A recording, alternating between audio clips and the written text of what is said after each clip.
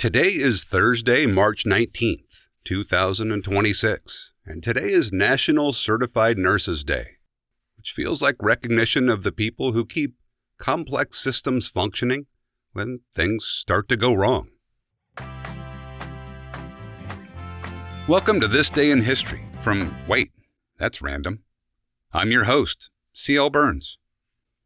On this date in 1831, the first recorded bank robbery in the United States took place at the City Bank of New York.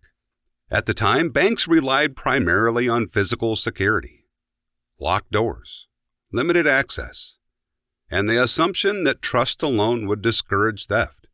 Money itself has no inherent value. Paper currency represents value because systems agree that it does. The robbery didn't just remove physical currency. It exposed the invisible structure underneath it. Financial systems depend on confidence. Once that confidence is shaken, the entire system becomes vulnerable. Which brings us to another invisible system that required agreement to function. On this date in 1918, the United States officially established standardized time zones. Before this, towns set their clocks using the position of the sun. Noon was simply when the sun reached its highest point overhead. This worked locally, but it failed across distance. Railroads made precise scheduling necessary. If every town operated on a slightly different time frame, coordination became impossible. Time zones solved this by replacing observation with agreement. Time stopped being something each place determined independently. It became something everyone followed collectively, which brings us to a system built around uncertainty itself. On this date in 1931, Nevada legalized gambling. Gambling had always existed informally, but legalization transformed it into a structured system. Casinos operate on probability.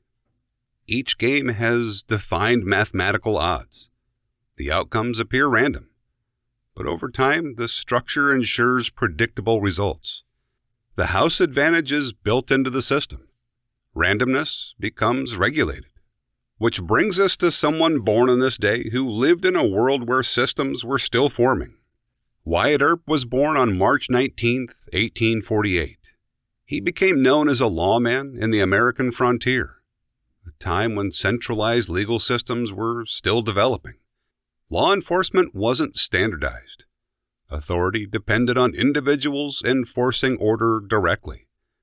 Earp's role reflected a transitional period, when informal systems were slowly becoming institutional ones. He didn't invent the system. He operated inside its formation. Each of these moments reflect the creation of order where none naturally existed. Financial systems built on trust. Time systems built on agreement. Games built on mathematical structure. And legal systems built through gradual standardization. These systems don't eliminate uncertainty. They define how it behaves. Anyway, those are the things we ended up revealing today. Stop by tomorrow and we'll see what the day hands us. If you want to know more about me or the work I do, you can find everything at waitthat'srandom.com. I'm C.L. Burns, and I appreciate you stopping by.